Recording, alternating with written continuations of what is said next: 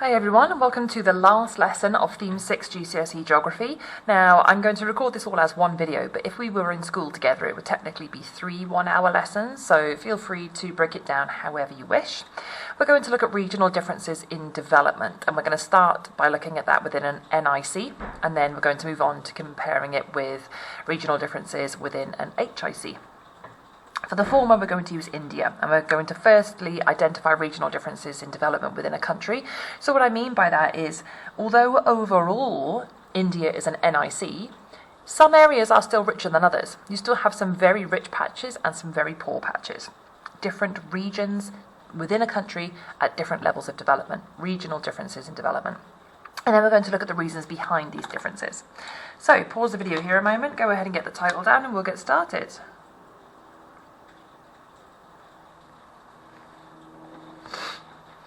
Okay, so you've got this map in the handout. First of all, let's take a look at this choropleth map. So it uses shades of like red for darkest through the oranges and pinks to yellow for lightest to show the most and least areas in India in terms of percentage of the population living in poverty. So the dark areas have a third of people or more there are living below the poverty line, through to the really light areas of yellow and light pink where there are less than 10% of people in that area living below the poverty line. I'd like you to put a subheading at regional differences in India. Cut and stick if you can the map, if not leave a space for when we come back. I was going to say, I'd like you to describe the distribution of poverty across India, and then this was supposed to be animated to come up only after I click it. However, I appear to have forgotten to put the animation in, so you don't even need to think about it. What I'd like you to do is put the subheading, stick the map, and write down this description of the distribution of poverty across India. So you can see the far northwest up here, the capital city New Delhi is up here, and the west coast, so Mumbai is here. There are far lower levels of poverty here, whereas central and far northeastern areas have far higher levels of poverty. This area in the centre here is all rural, there are no cities here. The south kind of has a little bit of a mixture, but mostly lower levels of poverty, with maybe a moderate area here. So title, map, description, please.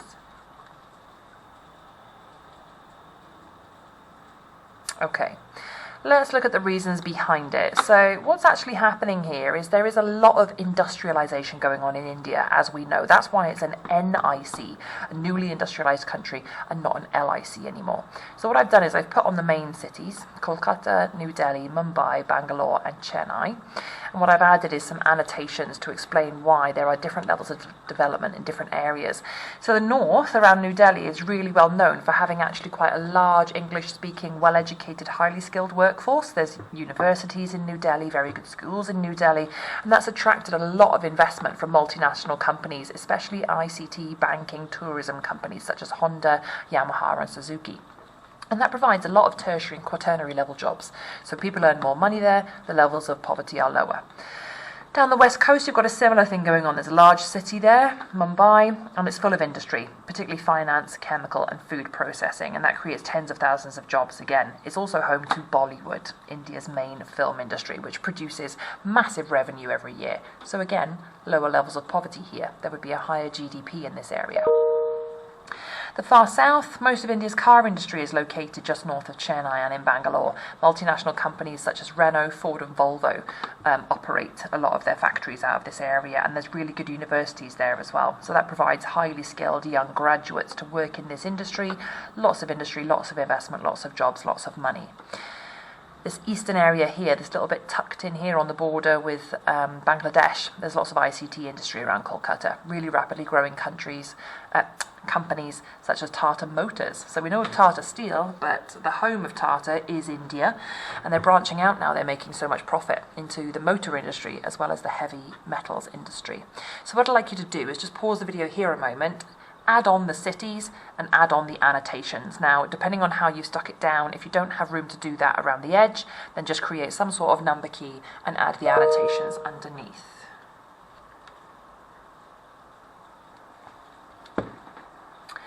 Okay, next thing.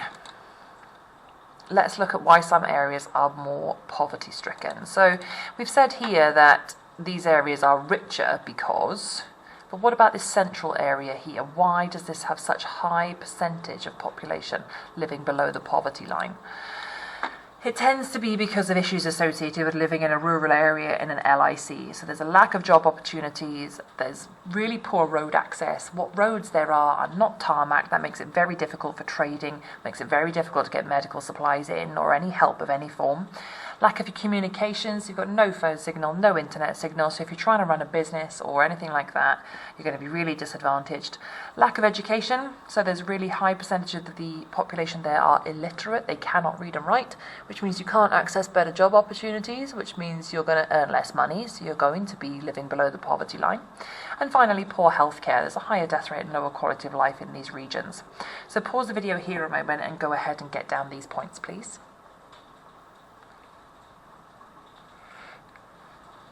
Okay, so why have these differences happened? And urban areas such as Mumbai, they have a low percentage of people living below the poverty line overall. Only 10 to 19.9% of people in the Mumbai region are living below the poverty line. But as we know, Mumbai is also home to the largest slum in India. So even within a regional inequality within a country, within that region, there might then be further changes and further variabilities going on. So what are the regional differences in levels of poverty in India? Why have they happened? So the rural area, there's several causes behind it. Poor access, limited communication, lack of education, isolation, relief, lack of jobs. All of these things mean people struggle to earn money. They're the things we discussed on the previous slide, really. You don't need to write those down again. The reason that even within urban areas that tend to be richer, you have pockets of poverty, is because of what we looked at with rural to urban migration before. So what happens is you get a lot of migrants coming from the rural area to the urban area because they've heard of all the opportunities, but when they get there, because they can't read and write due to lack of education, they can't access the job opportunities on offer, and that means that they end up living in slums and so forth like we looked at before. You do still have an issue in some cities with a lack of formal jobs. So there's rapidly growing industrial sectors, working on production lines in the car factory, working in call centres and things like that, but still the really high-paying tertiary or quaternary sector jobs, quite often they are still outsourced to people that are brought in by multinational companies. So Suzuki might bring in its own engineers, Tata might have its own high-end specialists. They're not employing people from the local community. So we kind of made these notes on the previous slide, but if there's anything to add them down, and then make a little note about why even within a regionally richer area with lower levels of poverty, you might still have pockets of poverty within that richer area. Make a little note on that from here.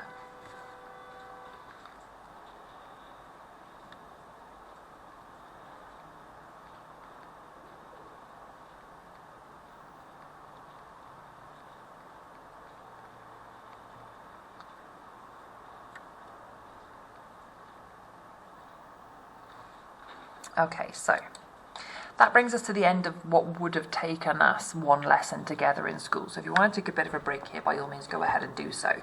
Because what we're going to do next is look at regional differences within a rich country. And you might not think that this would be such a thing because it's an HIC, but it really does exist.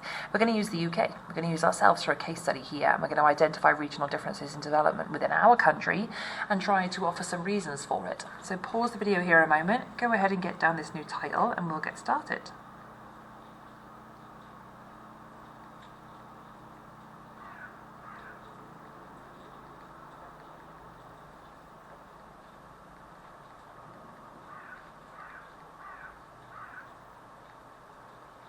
Okay, so you might have heard of the North-South divide in Britain.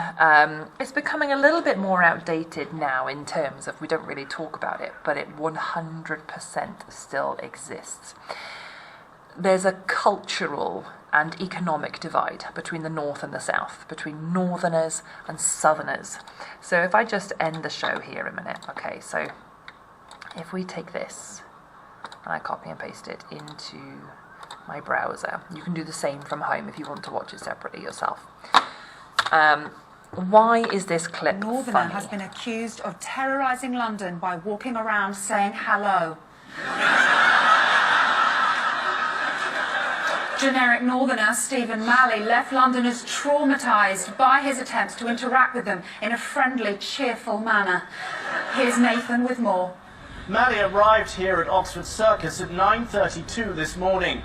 He had already said hello to several people en route from King's Cross Station, leaving worried commuters unsure why a man they did not know was talking to them.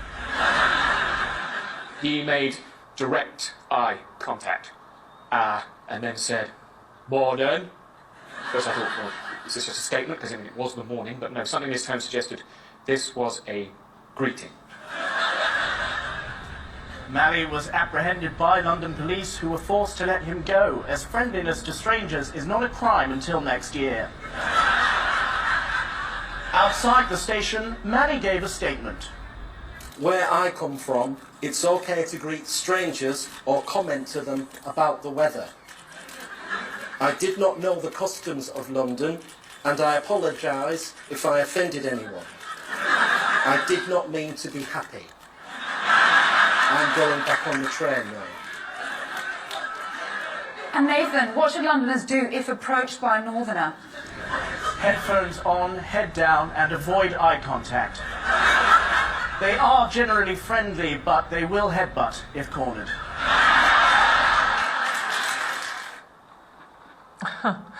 So, this is very stigmatised, I do have to say, and it's based on stereotypes that we must really be trying to break down at this stage. Oh, I can't get to what I need to reopen at the bottom because this is in the way. Get out the way. Current slide. Okay. It relies on outdated stereotypes that Northerners are very friendly and they'll chat to anyone in the street, but they can be a bit rough and a bit sort of more working in old industry and a bit rough and ready, whereas Southerners are very posh and sort of, well, living in London and on the tube and walking down the street. We don't make eye contact, we don't say hello to each other. That's just strange. Who does that? And the Southerners are sort of colder and less friendly and a bit posh. And it's created this cultural north-south divide that stems from economics as well. What has happened is in the north and the south, in the Industrial Revolution, London, major industrial hub. Swansea, Cardiff, Newport, lots of industry. Newcastle, Liverpool, all up here, lots of industry. We all had docks, we all had heavy industry, and when that all sort of shut down as the Industrial Revolution declined and the coal industry declined, there was lots of investment went into the south. And London recovered much more quickly and much more effectively, with high-end jobs and opportunities coming in place of the run-down, disused docks, and the economy recovered and the people recovered very well. As we know, there's some areas of South Wales and the South Wales valleys that haven't recovered from that de-industrialisation. There's massive levels of unemployment still in the valleys, massive levels of unemployment still around Newport, where Lanishan Steelworks and all of that has shut down and hasn't really recovered. And it's the same story up north, Manchester and Liverpool. Still, the legacy of the closure of industry up there is ongoing. There's unemployment, there's deprivation going on. So although it's called a north-south divide, it doesn't actually cut straight across the middle. It sort of goes diagonally here. And there's sort of a rich south and southeast and a poor north and northwest. And what that sort of stereotype and stigma has culminated in is that Northerners are a bit loud, a bit louty, they drink a bit too much. Their typical dress would be tracksuits, cheap casual clothes. The dialogue is a little bit sort of, they use a lot of slang, and the makeup of the girls might be really over the top and too much tan, and it's a lower class, a lower status as a result of the decline of industry and the lack of recovery of the economy up there. Whereas Southerners tend to be a bit seen as poncy, arrogant or posh. Their dialect is very well spoken. The rain in Spain falls mainly on the plain, and they tend to be well dressed and suited and booted and well tailored, can be quite cold, and that it's a middle upper class sort of area. Like I said, we are trying to move away from stereotypes like this, but they come from somewhere, and it comes from the fact that most of the investment post-industrial era went into the south because London was the capital city of the UK, and that investment wasn't distributed evenly throughout the United Kingdom to ensure the recovery of all the areas across our nation. So what that has sort of led to is this divide based on the decline of industry affecting the economy and therefore creating these stereotypes and stigmas.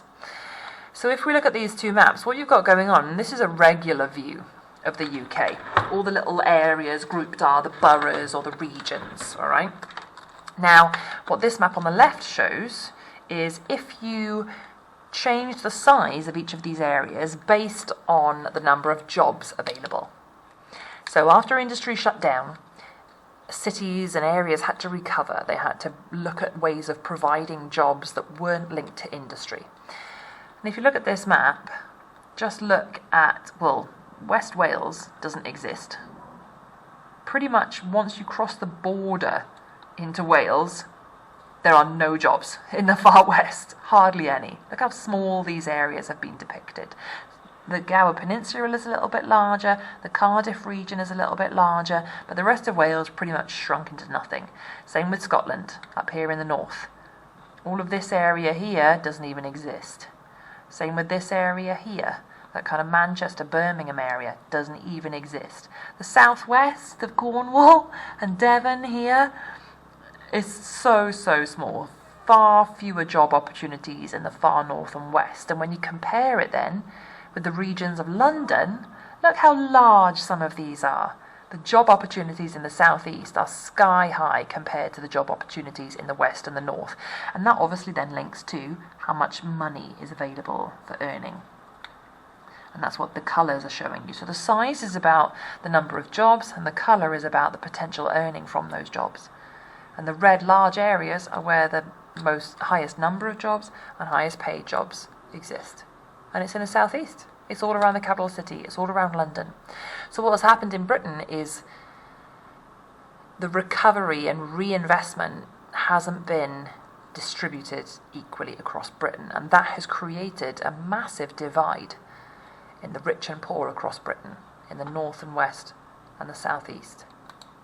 So there's definitely a divide. Far more jobs and therefore much higher earnings in the south than in the north. But what caused it?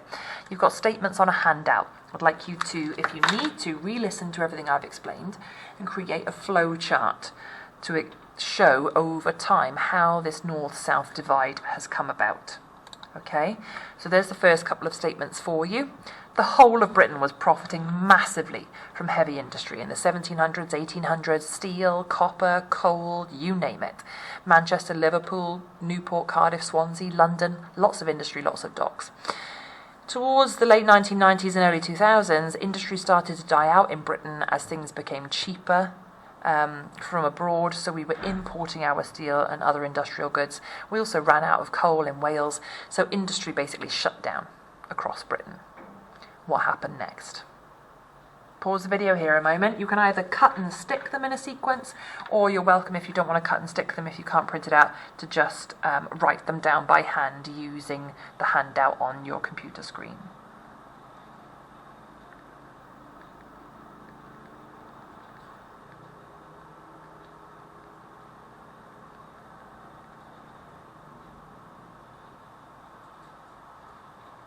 Okay, let's have a little look if you're stressed about getting them in the wrong order.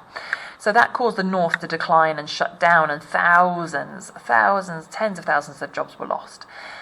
The problem being that most people that worked in heavy industry, they'd worked in heavy industry their whole life. They probably left school early to go and either work down the mines or work in the factories just like their dad did, their granddad did. So when the industry then shut down, they didn't have any other skills to fall back on. They worked in factories all their lives.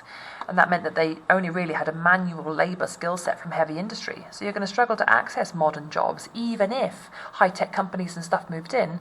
All the ex-miners and ex-dock workers, they can't access those level of jobs. And that high unemployment means that people have got no money. You've got no spare cash to spend in local shops and in the local economy. And that means that the local shops close down as well, creating even more unemployment and less money in the area and a weaker economy. It's called the negative multiplier effect. You might know it from earlier on in school as the domino effect. So So that's what was going on in the north, but meanwhile, the saving grace of the south was the M4 and M11 motorway corridors. What was happening was they were building huge motorways across the south to connect some of the main cities. And that means that those motor corridors made it really easy for high-tech industries to move in and trade and connect up the universities, connect up the airports, so that you could fly or employ your high-skilled, high-paid, highly educated employees, either from other countries or from nearby universities all across the south, Oxford, Cambridge, all of the best universities. And that meant that you had a highly skilled workforce on your doorstep, and you could easily trade your goods up and down these motorways. And so the south recovered really, really well as thousands of high-paid jobs were created in higher-level sectors. And so it's sort of the transport network was the saving grace, the universities in the south were the saving grace, and that kind of created a positive multiplier effect in the south, upward spiral, whereas there was a downward spiral, a negative multiplier effect going on in the north. And that's what's created the gap. That's what's created the regional inequality in Britain. So the final thing to look at, you can take a break at the end of that one if you'd like, is the reducing the regional inequalities. We're going to use Newport as a case study. The closure of the steelworks in Newport has hit the city really, really hard, and there are other factors at play that mean that the area has really struggled to recover. So we're going to look at reasons why Newport is struggling to recover and then evaluate some strategies for its recovery. Would they work? Would it boost the economy? Would it bring jobs back to the area? So pause the video here a moment, go ahead and write down the title, and this will be the last part of theme 6. Okay, so as we looked at previously, you can see Newport would technically be here. There's nothing of it. You can see how big it should be there. It's nowhere near that size here. All right. So why are there so few jobs on offer in Newport? Why hasn't it recovered from deindustrialisation? Planning. South Wales didn't really think it through when the M4 corridor that was benefiting the south so much and really should have connected West Wales to the rest of Britain and helped West Wales with its recovery. What they did is it goes from 3 or 4 lanes down to 2 to go through the Newport tunnels. You're going to get massive levels of traffic congestion there. So if you are a commuter wanting to work in Newport, no thanks, I don't want to sit in that every day. If you're a business looking for somewhere to set up, no thanks, I don't want my employees and my trading goods and trucks and lorries and imports and exports sitting in that traffic every day. It's going to hold up my supply chain, it's going to affect my profits.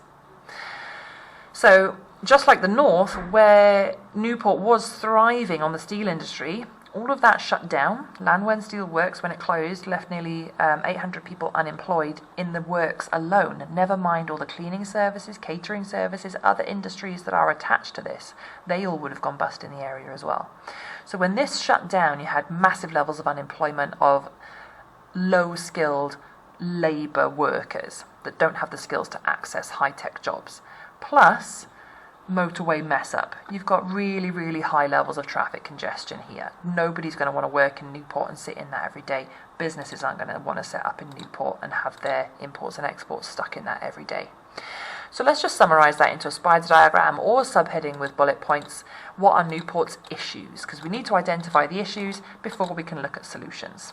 Okay, so spider diagram or subheading with bullet points. Make a little note of these factors, please.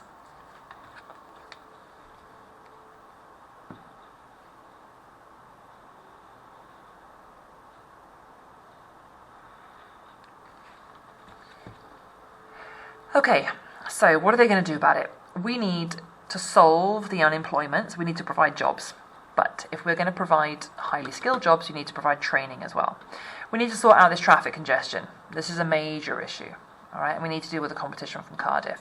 So what they've tried to do is build a relief road. So here's the coastline. Okay, if you followed the Bristol Channel up here, it goes up into the River Severn. And the border with England is round about here. If you carried on the M4 down this way, you'd come to Cardiff off this way.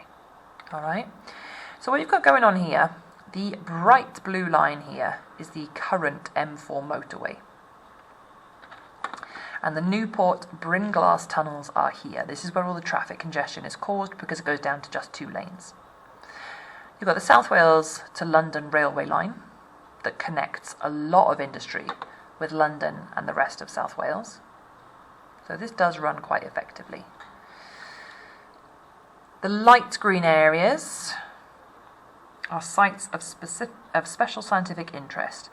Triple SIs, they are usually home to endangered species, they are wetland habitats in this case, they are untouched natural habitats that are home to lots of species, and a lot of people are going to be really annoyed if you make a mess of those. The River Usk also comes down here, minding its own business, past the current Newport docks, which are still used for importing and exporting goods out of the area. So you don't want to disturb that too much. That's still running quite effectively. And what they're proposing is a relief road, this black road here. And the way that this would work is it would provide relief. It would divert any traffic that doesn't actually need to go into Newport. It diverts it around.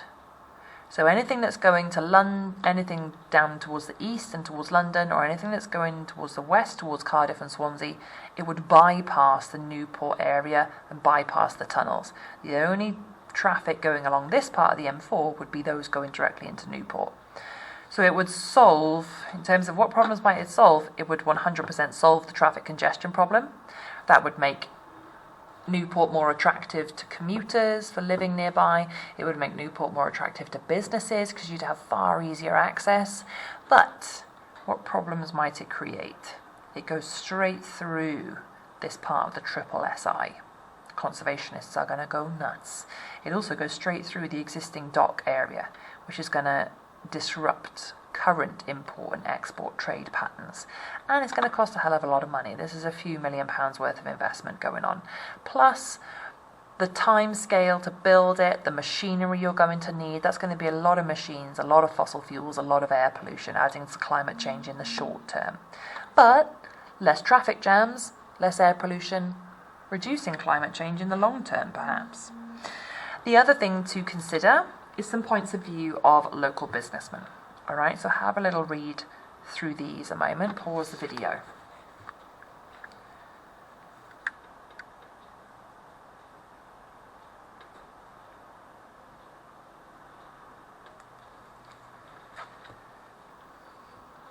Alright, so what we're going to do is use what I've just said over this and information from this to evaluate the South Wales Newport Relief Road project. The way that we're going to evaluate this is in bullet points. Okay? I thought we were going to do a table actually, I'd forgotten. That doesn't really mean you've got to think about it very much because I've just put the stuff up here for you. Didn't really realise, I should have structured that differently. But here's a summary of the problems it would solve. This is the positives. Here's a summary of the problems that it could actually... Oh, hold on. That should say, what problems would this road create? Okay, not solve. I'll change that on the PowerPoint before it goes up. So these are the upsides and downsides of the project. Pause the video here a moment and make some notes on this because you're going to need it to do a past paper style question for the last task.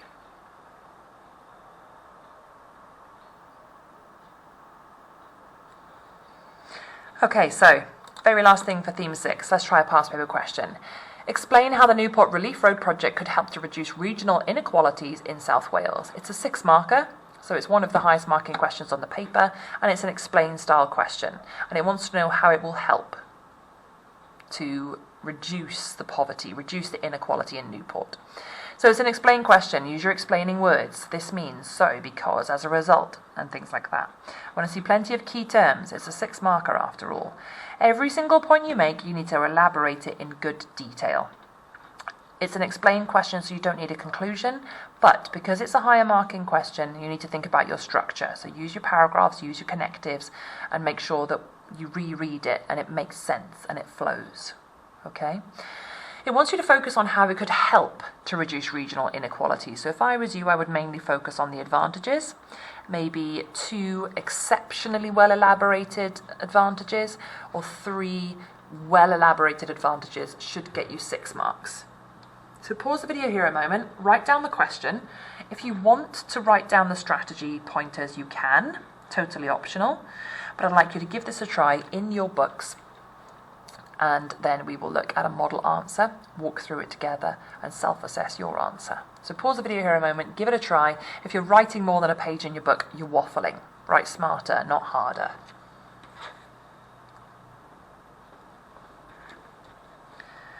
Okay, so you've got a copy of this model answer that goes with the lesson resources. So if you're able to print it out and stick it down in the middle of a sideways page, then great, because I'd like you to write down around it, annotate the comments I make that explain why it's such a good answer.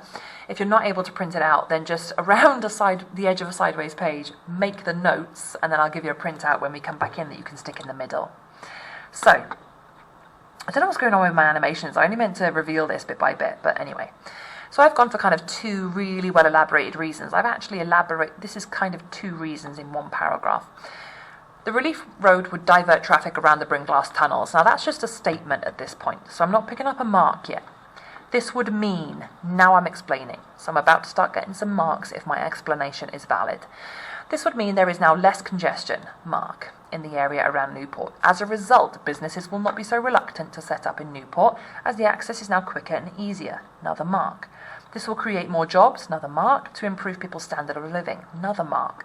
Furthermore, it will bring money back to the economy, which can be reinvested in improving other elements of the city, another mark, for example, education, leisure facilities and the urban environment.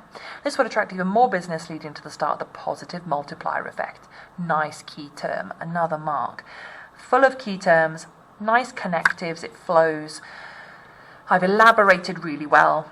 Now that there is less congestion, the city also becomes more attractive to commuters, and highly qualified young professionals will be attracted by the new businesses moving in, another mark. Young professionals moving in on high salaries have more disposable income to spend, another mark, in local shops and bars and restaurants, etc. And this will continue to further boost the economy of the area, another mark. If you've sort of gone off about the disadvantages of the relief road, you can't really give yourself any marks for that, because it only wants to know how it will reduce the inequalities. It wants to know how it will help. If this was an evaluate question, then absolutely you would have to talk about the downsides as well. So, the secret to a good mark here: connectives, paragraphing, flow, key terms, elaborate every point you make. Look at your answer, give it a mark out of 6, and if it's not a full marker, then add something to it to make it so. Please use my model answer to help you. Alright, and that is the final lesson of Theme 6 GCSE Geography. We just have one theme left to go, which is Theme 8. So not long now, not far to go. Give me an email if you have any questions, gleasona@hubcymru.net.